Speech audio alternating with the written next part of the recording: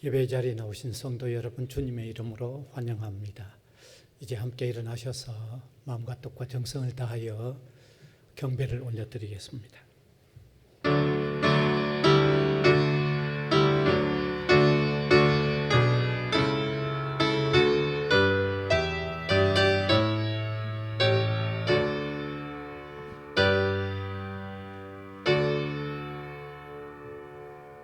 무한한 사랑으로 한없이 우리를 사랑하신 하나님, 은혜를 감사드립니다. 영광을 올려드립니다. 오늘 주의 백성들이 예배로 주님께 영광 올려드리는 이 귀한 시간 주셔서 감사드립니다. 이 중에 임재하셔서 우리 예배 받으시고 하나님의 자녀요 백성인 우리에게 하늘로부터 주어지는 풍성한 은혜의 시간이 되게 하여 주시옵소서. 아멘. 예수님 이름으로 기원하옵나이다. 아멘.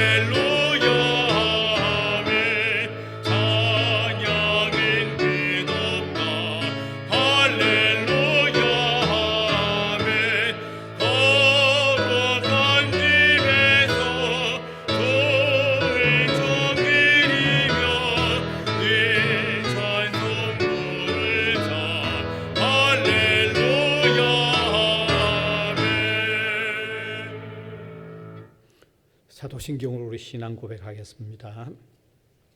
전능하사 천지를 만드신 하나님 아버지를 내가 믿사오며 그 외아들 우리 주 예수 그리스도를 믿사오니 이는 성령으로 잉태하사 동정녀 마리에게 나시고 본디오 빌라도에게 고난을 받으사 십자가에 못 박혀 죽으시고 장사한 지 사흘 만에 죽은 자 가운데서 다시 살아나시며 하늘에 오르사 전능하신 하나님 우편에 앉아 계시다가 저리로서 산 자와 죽은 자를 심판하러 오시리라.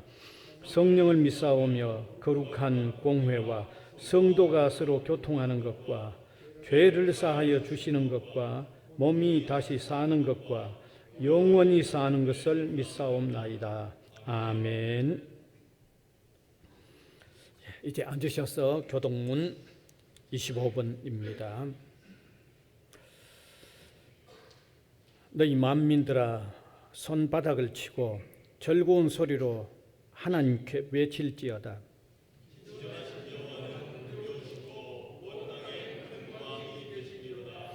여호와께서 만민을 우리에게 나라들을 우리 발 아래에 복종하게 하시며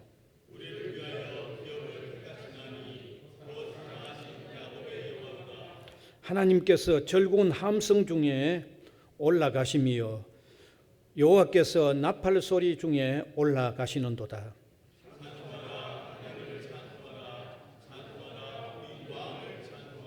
하나님은 온 땅의 왕이심이라 지혜의 시로 찬송할지어다.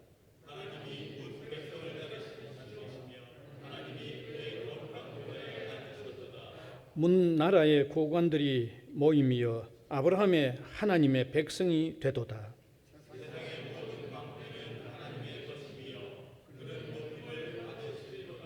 아멘.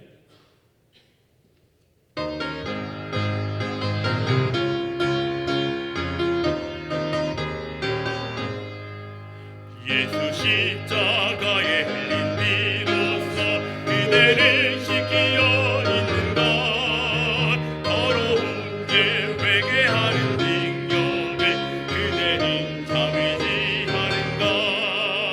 예수의 보혈로 그대는 씻기어 있는 것, 마음속에 여러 가지 죄악이 깨끗이 씻기어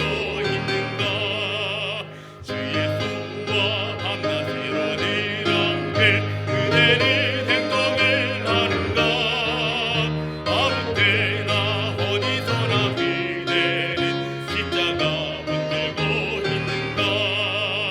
예수의 보혈로 그대는 씻기어 있는가. 마음속에 여러 가지 죄악이 깨끗이 예수 다시 올 때 그대는 영접할 예복이 있는가. 그대 몸은 거룩한 곳 성전에 들어갈 준비가 됐는가. 예수의 보혈로 그대는 씻기어 있는가.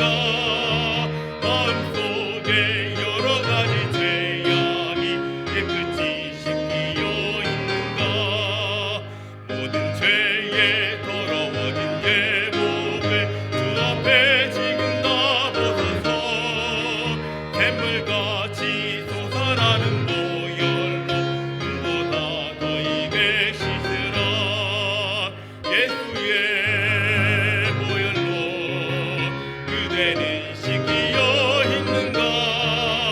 마음속에 여러 가지 죄악이 깨끗이 씻기어 있는가.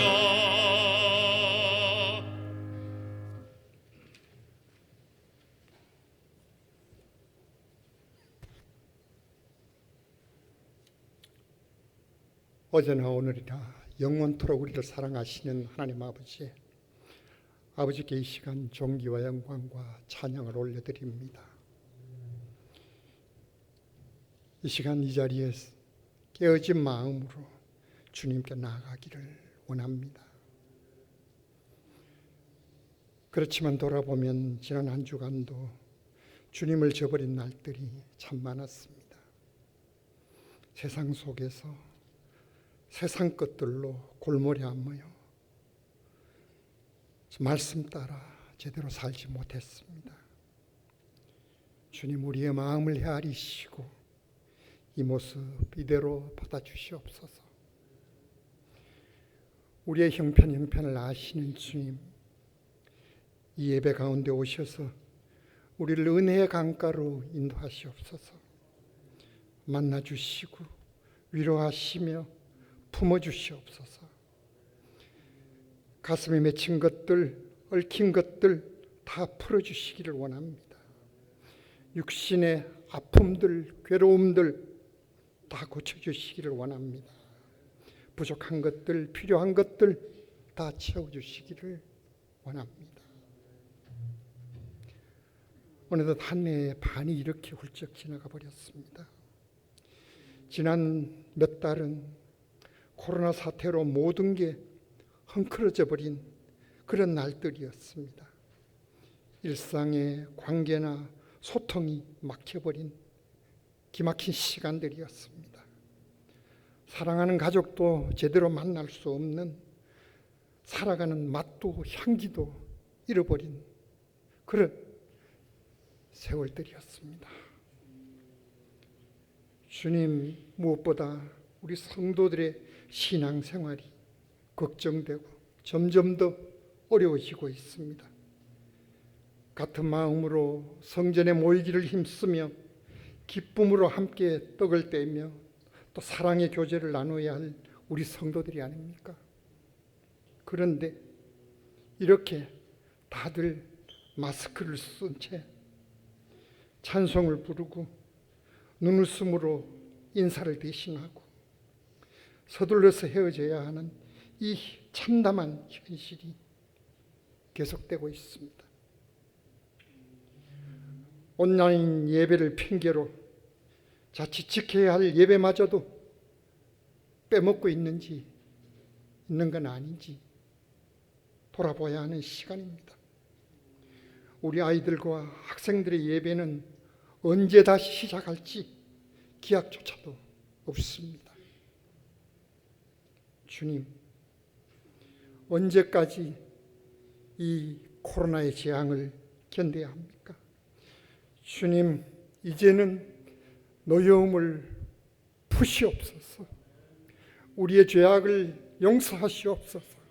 우리를 불쌍히 여겨 주시옵소서. 허물어져가는 우리 마음을 다시 세우시고 새 희망을 품게 하시옵소서. 이 재앙이 오히려 더 깊은 믿음과 더 큰 소망이 되게 하시옵소서. 그리하여 우리도 예레미야 선지자가 쓰러져가는 이스라엘의 그 슬픔과 고난 속에서도 주님의 사랑은 한결같고 주님의 자비는 끝이 없어라고 노래한 것처럼 우리도 그런 노래를 부를 수 있게 하여 주시옵소서.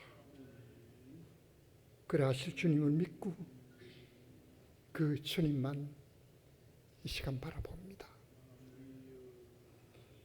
이제 말씀을 선포하실 우리 담임 목사님, 주의 손으로 붙들어 주시옵소서. 말씀을 통하여 지친 영혼들, 상한 영혼들 은혜 받게 하시고 새 힘을 얻게 하시옵소서. 이 모든 말씀 우리를 구원해 주신 주 예수 그리스도를 받들어 기도합니다. 아멘.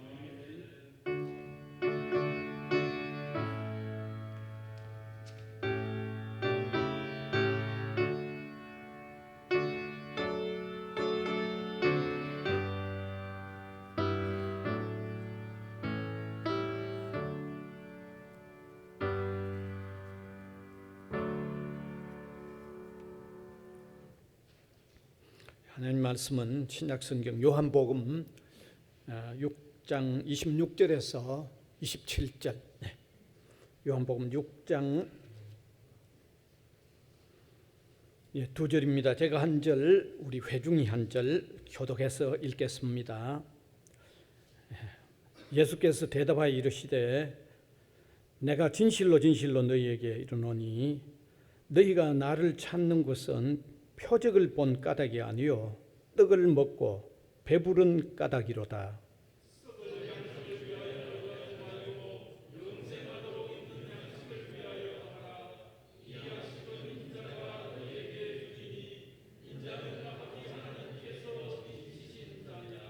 아멘.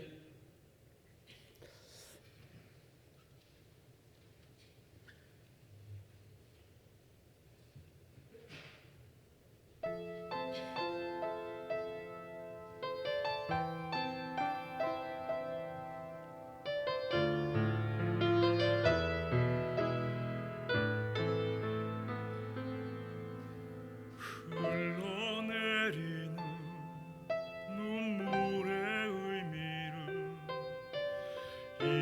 이제 난 알 수 있겠어. 죽어가는 영혼 바라보시는 아버지의 마음 이제 더 이상 바라볼 수 없어. 그들에게 나 달려가겠소. 영원한 생명 그 십자가 나 따라가오. 세상 날 버려도 지쳐 쓰러져도 나 놓을 수 없는 십자가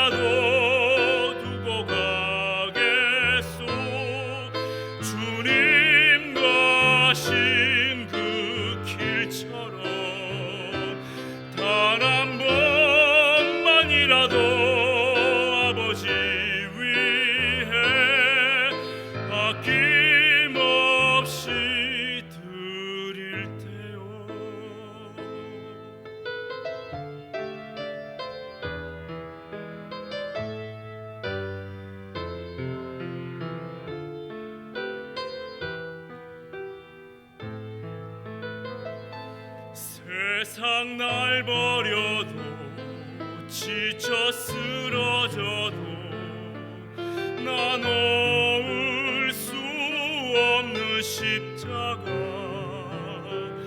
생명을 구할 수만 있다면 그들 주를 볼 수 있다면 나의 생명이라도 두고 가겠소.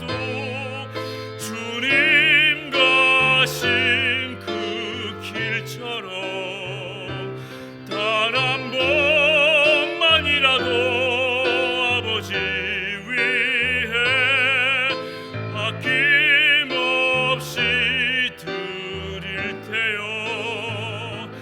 나의 가슴 속에서 흐르는 눈물 내 아버지 사랑이죠. 이제 울지 말아요. 세상 모두가 주의 이름 부를 테요. 이제 울지 말아요. 세상 모두가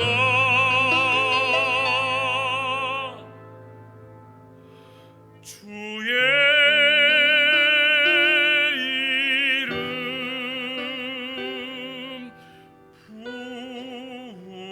부를 테요.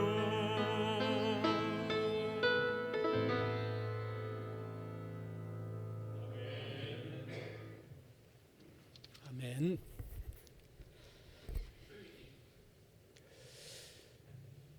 예수님께서 복음 전파를 시작하셨을 때부터 3년 동안의 사역에 많은 사람들이 예수님 주변에 모여들고 따라다녔습니다. 그럴 수밖에 없습니다. 우리가 예수님의 어떤 활동들을 가만히 보면 사람들이 모여들고 따를 수밖에 없습니다. 왜 그럴까요? 네. 첫 번째, 병자들을 고치는 이적들을 행하셨기 때문에 사람들이 따를 수밖에 없습니다. 이적으로 병자가 막 고침을 받는다고 하면 아픈 사람들은 모여들 수밖에 없고요. 또 그 소문을 듣는 사람도 모여들 수밖에 없습니다. 그 다음에 두 번째 예수님이 하신 일은 이 자연을 통하여 이적을 베푸셨어요. 예, 바다 위로 걸으셨다든지 물로서 포도주를 만드셨다든지 바람과 바다를 꾸짖어서 잔잔하게 하셨다든지 이런 자연마저도 지배하는 이적을 베푸시면 그걸 본 사람들이 따라다닐 수밖에 없죠. 또 그 소문이 퍼지면 그걸 보려고도 모여들 수밖에 없죠. 그 다음에 세 번째 또 사람들이 따를 수밖에 없는 것은 예수님의 가르치심에 능력이 있었기 때문입니다. 예수님 당시에 그 종교 지도자들이 있었습니다. 그들도 백성들을 가르치는 일들을 여기저기서 행하셨어요. 그런데 성경을 우리가 읽어보면 예수님의 가르침에는 능력이 있었다고 그러죠. 그들의 가르침하고는 다른 어떤 능력이 나타났다는 거죠. 그러면 사람들이 따를 수밖에 없죠. 이런 어떤 예수님의 이 사역의 종류 이 세 가지만 들어도 사람들은 모여들 수 있겠다, 얼마든지 따라다녔겠다 하는 것을 우리가 충분히 짐작할 수 있습니다. 그럼 어느 정도로 많이 따라왔는가 하면요, 예수님과 예수님의 제자들이 쉴 틈도 없을 만큼, 때로는 식사를 제때 할 수 없을 만큼 따라다녔고 모여들었다는 겁니다. 그러면 성경을 읽으면 확인할 수 있습니다. 한번 펼쳐주면 됩니다. 마가복음 6장 30에서 31절 읽어보면 알 수 있습니다. 같이 읽읍시다. 시작. 사도들이 예수께 모여 자기들이 행한 것과 가르친 것을 낱낱이 고하니 이르시되 너희는 따로 한적한 곳에 가서 잠깐 쉬어라 하시니 이는 오고 가는 사람이 많아 음식 먹을 겨를도 없습니다. 하도 많이 모여드니까 뭐 쉴 틈도 없고 음식도 제때 먹지 못할 만큼 그렇게 많은 사람들이 따라다녔다는 겁니다. 자, 이렇게 많이 모여와서 따라다니는 사람들에게 한 분은 대단히 의미 있는 말씀을 하셨어요. 아주 뼈가 있는, 대단히 뼈가 있는 말씀을 한번 하셨는데, 왜 사람들이 모여와서 따르는지를 지적하면서 참으로 바르게 따라야 할 이유가 뭔가를 설명해 주신 거예요. 그래서 오늘 저는 이 시간에 이 본문의 상황을 한번 그려보면서 왜 우리가 예수님을 따라다녀야 하는지, 따라야 하는지를 밝혀보려고 합니다. 이것은 그 시대에 예수님을 따라왔던 그들에게 예수님이 이 말씀을 하셨을 때 그들에게도 중요하지만 오늘 우리에게도 대단히 중요한 겁니다. 이것은 어떻게 보면 이건 어마어마하게 중요한 겁니다. 자, 그러면 이 본문을 한번 상황을 그려보겠습니다. 예수님이 갈릴리 호수의 주변에 베세다라고 하는 들판에서 한 아이가 가져왔던 이 보리떡 5개와 물고기 2마리로 5,000명을 먹이고 그 부스러기를 12바구니나 남겼어요. 자, 그런 일이 있고 난 그 다음 날 하루가 지난 그 다음 날 그 이적을 행했던 베세다 들판이 아닌 다른 건너편으로 제자들과 갔어요.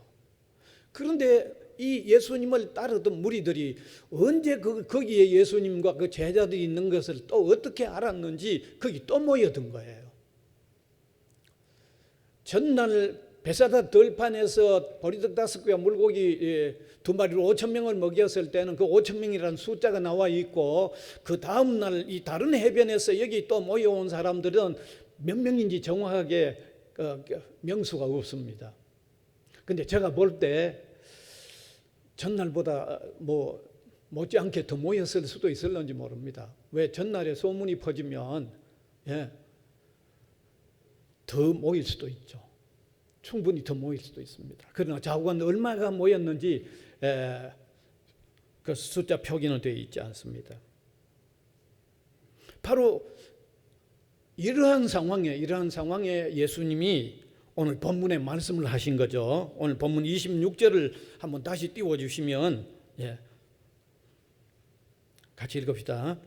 예수께서 대답하여 이르시되 내가 진실로 진실로 너희에게 이르노니 너희가 나를 찾는 것은 표적을 본 까닭이 아니요 떡을 먹고 배부른 까닭이로다. 이건 대단히 뼈가 있는 얘기죠. 아주 의미가 있는 얘기죠. 쉽게 설명을 하면 표적을 본 때문에 따라온 게 아니고 사실은 표적을 본 것 때문에 따라와야 되는데 그게 아니고 떡을 먹고 배부른 그 이유 때문에 따라왔다면 그게 문제라는 말입니다. 그 따른 목적이 잘못됐다는 겁니다. 표적을 본 까닭이 아니라 떡을 먹은 이유 때문에 주님을 따른다고 하면 주님을 따르는 이유와 목적이 맞지 않다는 겁니다. 그러니까 이게 중요한 말이죠. 엄청나게 중요한 말이죠. 자, 그러면 여기서 먼저 주님이 이적 혹은 표적을 행하여 떡을 먹었는데 떡 먹은 것 때문에 따라오면 바람직하지 하지 못하다는 의미가 뭘까요? 이 의미가 뭘까요, 이게? 단도직입적으로 설명하면 주님을 따르는 목적이 그저 물질적인 욕구를 채우는 수단이나 방편으로 따라와서 안 된다 그 말입니다. 물질적인 자기 욕구를 채우는데 거기에 이유가 있어서 주님 따라오면 안 된다 그 말입니다. 그런데 당시 상황을 우리가 한번 가만히 생각해 보면 그런 목적에서 따를 만한 사람들이 정말 많았겠다 싶어요. 당시 상황을 한번 생각해 보면 당시 사는 일이 그래 녹록하지가 않았습니다. 다 사는 일이 힘들 때였죠. 그런데 먹는 문제 해결이 보이면 따르기 마련이죠. 아니 사는 게 힘드는데 그럼 먹는 문제 해결이 보이면 따를만 하죠. 따라오겠죠.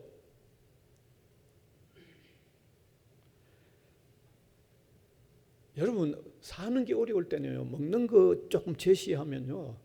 얼마든지 올 수 있어요. 제가 예수님을 믿고 고등학생 때 교회학교 선생님을 했는데 그때는 해마다 여름이 되면요. 여름 어린이 성경학교를 했어요. 근데 여름 어린이 성경학교 할 때 학생들 모으는 일은 간단합니다. 지금은 학생들 모으는 일이 너무너무 어렵죠. 그때는 라면 땅 한 봉지면 교회 아이들 그득 다 찼습니다. 라면 땅 한 봉지. 라면 땅을 아실지 모르겠네요. 라면 땅을 라면 부스러기를 기름에 튀긴 걸 봉지에 넣은 거예요. 그거 하나씩 주면 얼마나 많이 모였는지 모릅니다. 지금은 아이들 뭐 먹는 거 준다고 해서 관심이 없습니다. 정말 관심 없습니다. 제가 직접 들은 이야기인데 건년에 어떤 교회 절기가 있어서 이제 교인들에게 이게 떡을 만들어 가지고 봉지에 넣은 걸 나눠 줬는데 그럼 교회 학교는 아이들이 선호하는 것을 따로 만들어가 나눠 줘야 될 걸 막 교회가 만들면서 같이 떡을 만들어 가지고 봉지에 넣어서 어른들은 뭐 떡을 좋아하잖아요. 근데 어떤 아이들은 이제 떡 안 좋아하거든요. 가면서 쓰레기통에 버리고 갔더라는 거죠.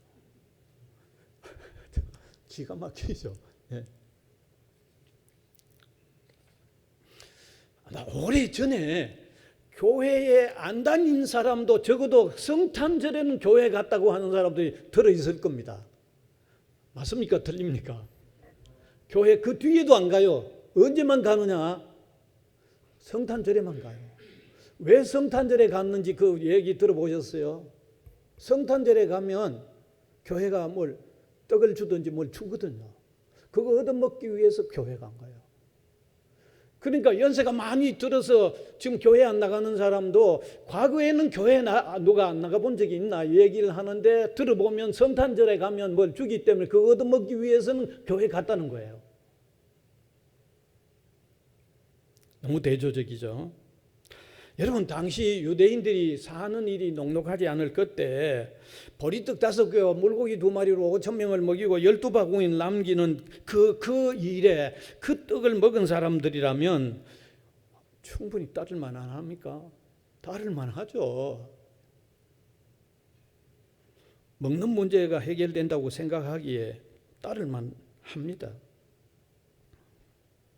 그런데 이런 목적에서 따른 사람은 자기 개인의 먹는 문제만 해결하는 걸 생각할 뿐만 아니라 좀 더 크게 보면 그런 사람은 저런 분은 이 나라의 정치 지도자가 되면 좋겠다고 하는 생각까지도 펼치는 거죠.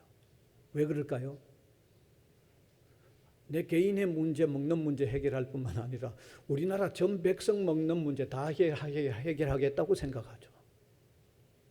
그 다음에 거기만 그치는 게 아니고 당시 유대나라는 로마의 속국으로 있었기 때문에 저런 이적을 행하는 분 같으면 우리 유대나라를 로마에서부터 해방도 시킬 수 있겠다고 생각하는 그런 마음으로 확대될 수 있는 거죠. 여러분 이게 제가 추측해야 하는 얘기가 아닙니다. 성경에 그렇게 돼 있어요. 그렇게 생각했던 사람들이 있었다고 해서 예수님은 그들을 이렇게 거절한 걸 기록을 하고 있기 때문에 제가 소개하는 거예요. 그게 요한복음 6장 15절에 띄워주세요. 그렇게 돼 있어요. 요한복음 6장 15절 띄워주세요. 같이 읽읍시다. 예, 같이 읽읍시다. 시작. 그러므로 예수께서 그들이 와서 자기를 억지로 붙들어 임금으로 삼으려는 줄 아시고 다시 혼자 산으로 떠나가십니다. 그렇게 돼 있잖아요. 그런데 예수님은 이런 이유에서 자신을 따른 사람들은 오직 먹는 문제의 해결을 위한 이유, 그런 목적에서 따르기 때문에 그게 바르지 않다 그 말입니다. 그 따르는 목적이 잘못됐다 그 말입니다. 제가 이따금씩 말씀드립니다. 처음 교회에 나오시는 분들, 교회 나오는 이유가 얼마든지 다양할 수 있습니다. 얼마든지 다양할 수 있습니다. 다양한 거 괜찮습니다. 처음 오시면서야 뭐 그 이유가 얼마든지 다양할 수 있죠. 예, 당연합니다.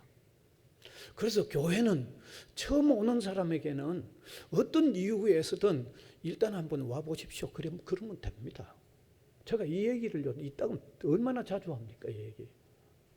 그런데 중요한 것은 바른 목적이 아닌 바른 이유의 터닝 포인트, 터닝이 안 되고 틀린 그 이유에서 계속해서 다니면 안 된다 그 말입니다. 계속해서 다니면 그건 안 돼요. 그건 안 돼요. 왜? 그것은 예수님이 오신 목적하고 다르기 때문입니다. 예수님이 오신 목적하고 다르면 안 되죠. 예수님이 오신 목적과 자신을 따르는 사람들이 따르는 이유가 끝내 일치 못하면 예수님을 그리스도로 영접하는 일이 안 일어난다 그 말입니다. 이 보통 문제가 아니죠. 예수님은 그리스도예요. 그리스도 구원자예요. 예수님이 오신 목적하고 다른 이유에서 끝까지 그렇게 따르면 예수님을 그리스도로 영접하는 일이 안 된다는 얘기죠.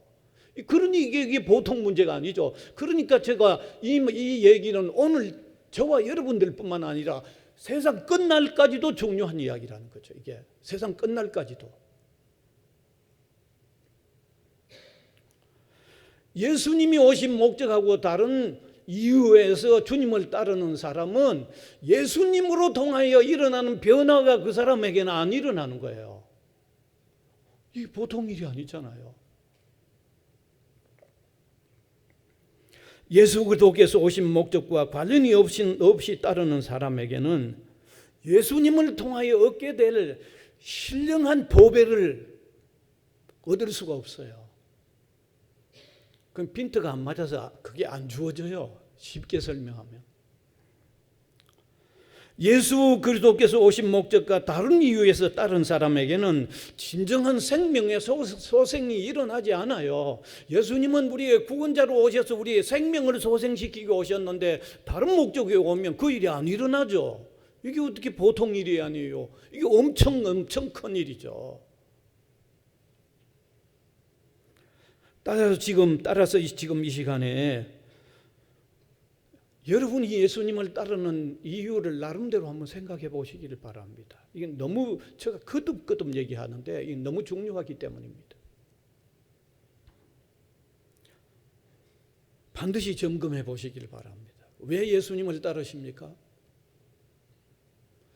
다른 사람은 내가 따르는 이유 모릅니다. 그러나 각자 자기는 자신을 알 거예요. 그것도 모르고 있지 않죠? 자신은 아시잖아요. 제가 여러분 개인 모릅니다. 여러분 옆에 있는 사람 왜 따르는지 모릅니다. 그러나 적어도 본인은 알 거예요. 근데 본인은 신중하게 한번 점검해 보세요. 점검해 보세요. 만일에 세상의 물질적인 문제 해결을 위하여 주님을 따르고 있다면 제발 바른 목적을 찾으시기 바랍니다. 주님이 오신 그 목적을 찾으시길 바랍니다. 그래서 성경은 예수님은 만왕의 왕이고 만유의 주인이다. 이 모든 물질에 다 주님이 주인이라고까지 성경은 기록해 놓으면서도 따르는 이유가 잘못된 사람에게는 아주 냉혹한 말씀을 하셨어요. 한번 읽어볼까요? 누가복음 9장 57절에서 58절입니다. 같이 읽읍시다. 시작.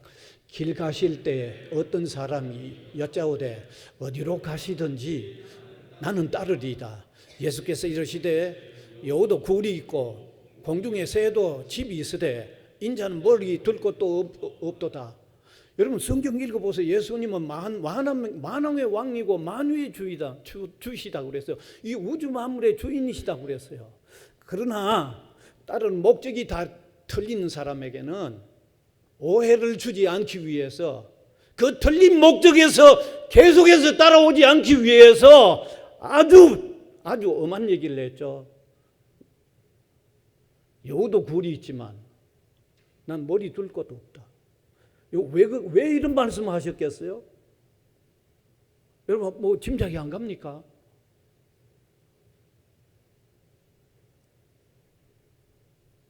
그래서 사람은 예수 믿고 따르는 이유가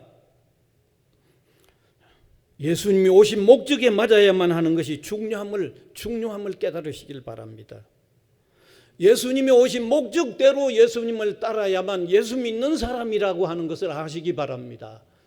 예, 그 사람이 예수 믿는 사람이에요. 자, 그러면 이어서 두 번째로 예수님을 어떤 이유에서 자신을 따라야 한다고 했는지 봅시다. 그럼 어떤 이유에서 어떤 목적에서 자신을 따라야만 그게 바르다고 예수님이 말씀하셨는지를 보자는 얘기죠. 그것은 자신이 표적을 행했기 때문에 표적을 본 때문에 따라야만 그게 맞다, 그 말을 하고 있습니다. 오늘 본문 요한복음 6장 26절을 다시 한번 확인해 주시면 되겠습니다. 다시 띄워서 다시 한번 읽읍시다. 시작. 예수께서 대답하여 이르시되 내가 진실로 진실로 너희에게 이르노니 너희가 나를 찾는 것은 표적을 본 까닭이 아니요 떡을 먹고 배부른 까닭이로다. 그러니까 저기서 뉘앙스가 표적을 보았기 때문에 따라야 된다, 그 말입니다. 떡을 먹고 배불렀기 때문에 따르는 게 아니라 표적을 보았기 때문에 따라야 된다, 그 말입니다. 여기 표적을 보았기 때문에 따라야 된다 말은 자칫 하면 이렇게 생각할 수 있습니다. 예수님이 이적을 행하니까 신비한 일을 많이 하니까 신비한 것에 매력을 두고 따라다니는 것을 얘기하는구나. 그거 아닙니다. 예수님이 하도 신비한 일을 많이 하니까 신비한데 매력이 있어서 따라다니는 거, 그것이 표적을 본 까닭에 따라야 된다는 의미가 아닙니다. 그게. 그럼 표적을 보고 따라야 된다는 의미가 뭘까요? 그걸 오늘 제가 좀 더 세밀히 설명하기 위해서 다시 베세다 들판에 한번 다시 돌아갔으면 좋겠습니다. 이 베세다 들판에서 보리떡 5개와 물고기 2마리로 5,000명을 먹이고 12광주리를 남긴 표적을 행하신 것은 우리가 쉽게 생각하면 배고픈 사람을 불쌍히 여겨서 먹였구나. 그게 전부라고 생각하면 안 됩니다, 여러분. 물론 그것도 포함되어 있죠. 종일 먹지 못하고 예수님의 가르침을 듣고 늦게 저녁 때 갈 때 배고픈 사람은 그냥 보내면 안 된다고 하는 이런 안타까운 마음에서 먹이신 것도 분명히 포함되어 있습니다. 그런데 더 핵심적인 거는 그게 아닙니다. 더 핵심적인 거는 예수님이 여기 보리떡 5개 물고기 2마리 5,000명을 먹인 이 이적뿐만 아니라 성경에 나오는 다른 모든 이적을 행하신 더 핵심적인 이유는요, 그걸 아셔야 돼요. 이 이적을 행하는 분이 어떤 누구인가를 드러내는 게 더 핵심입니다. 알겠어요? 그게 더 핵심이에요. 다시 말하면 예수님 자신이 평소에 유대인들이 그렇게도 반대하는 말을 했죠. 나는 하나님의 아들입니다 라는 말을 평소에 늘 해왔잖아요. 복음 전하러 다니면서 늘 했잖아요.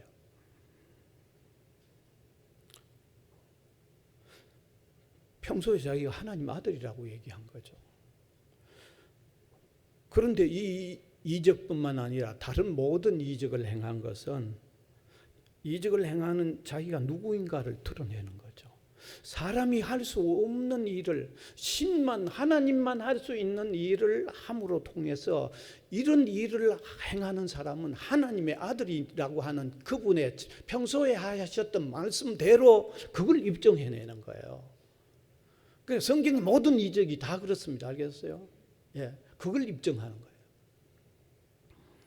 그 다음에 떡을 먹인 것은, 여러분, 사람에게 떡이 먹혀지고 떡이 사람에게 먹혀진다는 말은 사람을 위해서 떡이 희생되는 걸 얘기하죠. 그래서 사람의 생명을 살도록 하는데 필요한 요인이 되듯이 예수님 자신이 대신 십자가에 희생됨으로 사람들에게 사죄와 새로운 생명을 얻게 하는 구원자가 되는 것을 나타내기 위해서 이 일을 하셨다는 거예요. 성경 우리가 제대로 알아야 돼요. 제대로 알아야 돼요. 여러분, 제가 이것을 추적해가지고 제가 추적해서 설명하는 거 아닙니다. 예수님이 이 이적을 행한 뒤에 설명하신 내용에 제가 지금 설명하는 내용이 이거 들어있기 때문에 말씀드리는 거예요. 그걸 한번 예수님의 설명을 직접 보시면 됩니다. 요한복음 6장 32절에서 33절 띄워주면 여기 바로 나와 있잖아요. 왜 예수님이 떡 먹이는 일을 했는지를 예수님이 설명하고 있잖아요. 같이 읽읍시다. 시작. 예수께서 이르시되 내가 진실로 진실로 너희에게 이르노니 모세가 너희에게 하늘로부터 떡을 준 것이 아니라 내 아버지께서 하늘로부터 참 떡을 주시나니 하나님의 떡은 하늘에서 내려 세상에 생명을 주는 것이니라. 여기 설명을 했죠. 그 다음에 또 그 바로 뒤에 또 47절에서 48절 또 띄워주면 됩니다. 같이 읽읍시다. 시작.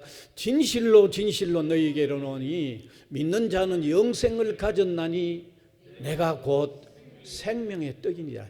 예수님 그분 자신이, 여러분, 우리가 그 베세다 들판에서 떡을 먹음으로 통해서 그 떡 먹은 사람들의 생명이 유지되잖아요.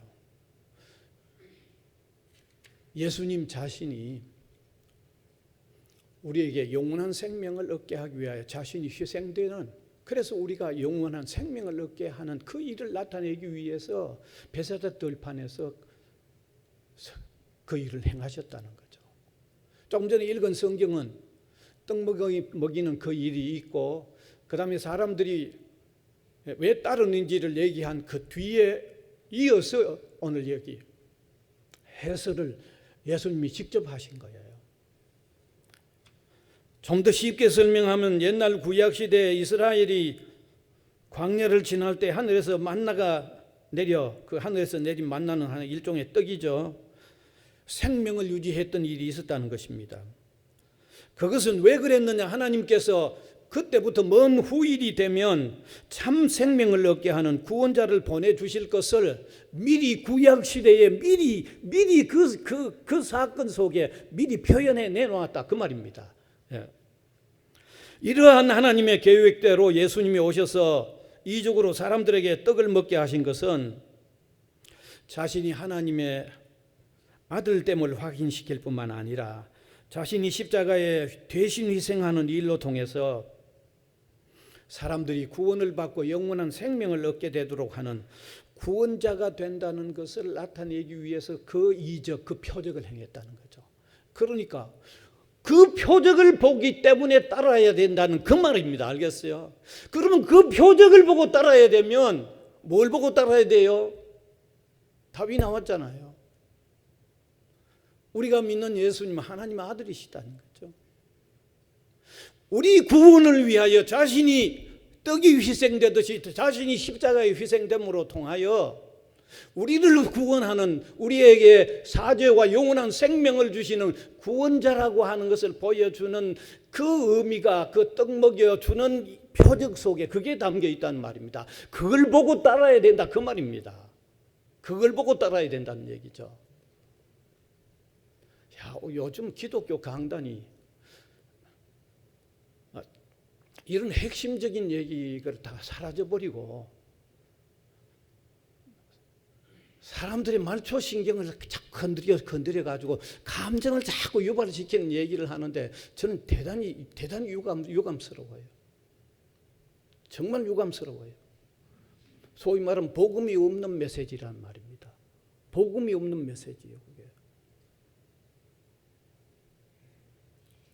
다시 표현한다고 하면 사람이 죄에서 사함받고 영생하는 새 생명을 얻고 새 생명을 얻은 사람이 새로운 삶을 사는 일이 예수님으로 통해서 주어지기 때문에 예수님을 따르는, 그것이 표적을 본 때문에 예수님을 따라야 된다, 바로 그 말입니다. 아주 단도직입적으로 쉽게 설명하면. 그러니까 이런 목적이나 이런 이유에 아직 도달을 못하는 사람은 끊임없이 복음을 들음으로 통하여 이런 이유에 도달해야 하면서 주님을 따라야 된다는 얘기죠. 만일에 오랫동안 따랐다고 하는데 이런 이유에 도달하지 못했다고 하면 제가 이렇게밖에 말 못하죠. 교회는 교인도 있고 신자도 있다고 얘기할 수밖에 없는 거죠. 왜 이런 말을 제가 구태히 이렇게 하는지 이해가 되시죠? 예, 그렇게밖에 말할 수밖에 없다는 거예요. 그런데 이제 마지막으로 제가 설교자로서 이 시간에 참으로 예수님이 오신 목적대로 예수님을 따르는 신앙의 사람들이 되시기를 제가 진심으로 소원합니다. 정말 간절히 소원합니다. 예수님이 오신 목적대로 예수님을 믿고 따르는 신앙인은 세상의 물질적인 그 무엇으로도 해결할 수 없는 죄사함의 문제, 영원한 생명의 문제, 참으로 바르게 사는 문제를 해결한 거예요. 물질 아무리 있어도 이거 해결 안 됩니다. 알겠습니까? 그럼 이병철 씨 같은 사람은 해결돼야 되죠. 이거 해결 못했잖아요. 세상의 물질적인 그 무엇으로도 줄 수 없는 진정한 평화, 진정한 기쁨, 진정한 즐거움, 영원한 소망이 예수님을 바로 따르는 그 사람에게는 값없이 은혜로 무한하게 주어져 있다는 사실입니다. 사랑하는 성도 여러분, 우리가 예수님을 믿고 따른다고 하면 예수님을 그리스도로 고백하고 믿고 따름으로 통하여 그 물질 그 무엇으로도 해결할 수 없는 이 엄청난 문제를 해결한 신앙인으로서 살아가는 저와 여러분이 될 수 있기를 진심으로 소원을 드립니다. 여러분, 은혜의 주님 감사를 드립니다. 이 시간도 예수님을 따르는 사람의 이유와 목적이 잘못된 것을 지적해 주면서 바른 이유와 바른 목적에 대하여 말씀하신 그 말씀을 우리가 함께 나누었습니다. 우리도 이 시간에 진정 주님이 오신 목적과 이유대로 주님을 따름으로 통하여 세상의 물질이나 그 무엇으로도 해결할 수 없는 보배와 같은 것들을 소유하며 주님을 담담히 따라 나가는 성도들이 되게 하여 주시옵소서. 예수님 이름으로 기도하옵나이다. 아멘.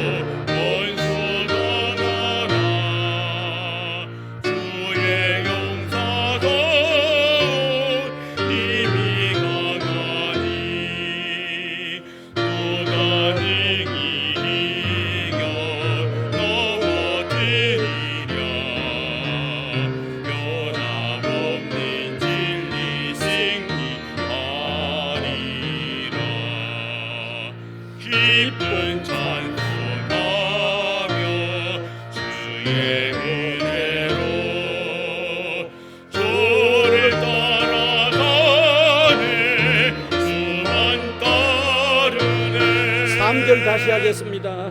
환란 핍박 많고 원수 떠나나 주의 용사 더욱 힘이 강하니 누가 이겨 넘어뜨리랴 변함없는 진리 생기하리라 기쁜 찬송하며 주의 은혜로 주를 따라가네 주만 따르네. 은혜의 주님 감사드립니다. 무궁무진한 복을 우리에게 주셔서 감사를 드립니다. 감격하여 주님을 섬기는 우리 한 사람 한 사람이 되게 하여 주시옵소서. 이 시간도 우리의 감사를 표현한 예물을 드립니다. 이 놀라운 복음이 전파되는데 의미 있고 가치 있게 쓰여지게 하시고 이 의미 있고 가치 있는 일 위하여 헌금하는 주의 백성들의 삶이 정말 보람과 만족과 기쁨이 있게 하여 주시옵소서. 특별히 우리 성도들 가운데 병약한 분들을 주님께서 강하게 일으켜 세워주시기를 원하옵고 바랍니다.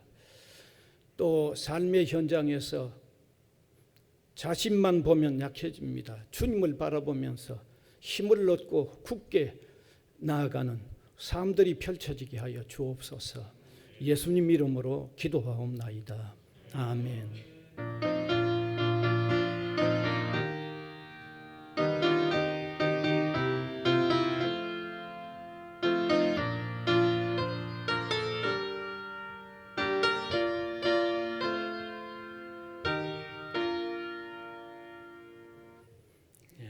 광고 시간입니다.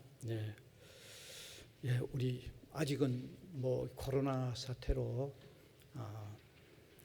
또 방역을 완전히 지키는 상황에서 그 예배를 드려야 됩니다. 꼭 마스크, 제가 지금 안 해서 미안합니다만은 마스크 꼭 하시고 들어오면 주소로 확인하시고 반드시 그렇게 해주시기 바랍니다. 또 이 코로나 사태로 못 참석하시는 분은 이 예배 실황을 반드시 다 보내드리고 있습니다. 그러니까 코로나라고 해가 예배도 안 드리고 이러면 안 되죠. 그럼 신앙생활이 안 되죠. 반드시 못 오시는 분은 예배 실황 그대로, 이 예배 실황 그대로 나가니까 반드시 또 영상으로 예배를 드리시길 바랍니다. 아직 수요 예배는 모이지 않고 영상으로만 나가니까 언제 모인다는 통보가 되면 또 모이시면 되겠습니다. 그다음 사실 점심 식사 관계입니다. 우리 식당에, 기숙사 식당에 밥을 하지 않습니다. 주일에. 뭐 저희들 몇 명 때문에 식사를 하면 오히려 손해를 본답니다. 그러니까 손해 보는 일을 우리가 자꾸 해달라고 할 수가 없습니다. 그래서 도시락을 준비해서 거기에는 칸이 다 쳐 있기 때문에 거기 가서 도시락 먹기로 그래 했는데 또 요 근래 정부가 이 도시락도 식당에서 같이 모여서 못 먹게 또 조금 더 규제가 또 심합니다. 또 예방 차원에서 우리가 또 따를 만한 건 따라야 되겠죠. 그러나 곧 또 이 문제가 해결되면 식당에서 식당 밥은 아니라도 우리가 도시락으로라도 먹도록 그렇게 할 겁니다. 그런데 오늘은 빵을 준비했습니다. 가실 때 빵을 받아서 가시면서 드시든지 혹은 두세 사람 모여서 드시는 관계없습니다. 그렇게 꼭 하시면 좋겠습니다. 그 다음에 다른 광고는 없습니다. 혹시 광고하실 일 있으면 하시면 되겠습니다. 없습니다. 다 같이 일어나셔서 635장 찬송 드리겠습니다.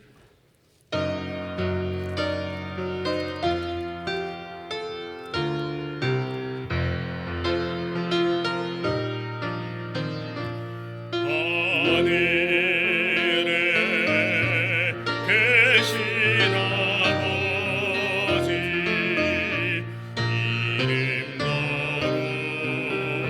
거룩하사 주님 나라 임하시고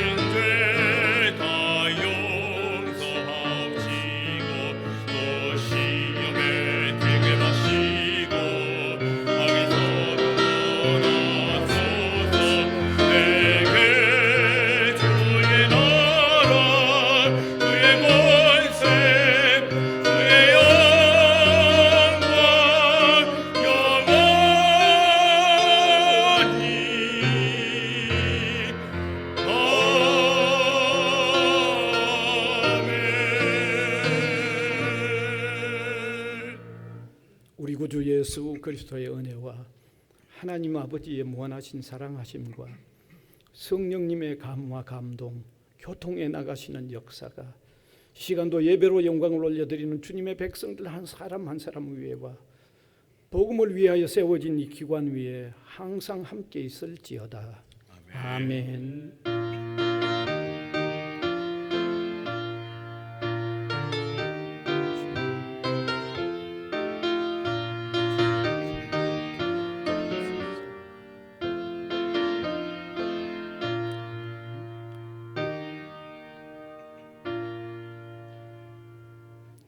스바냐 3장 17절 부르겠습니다.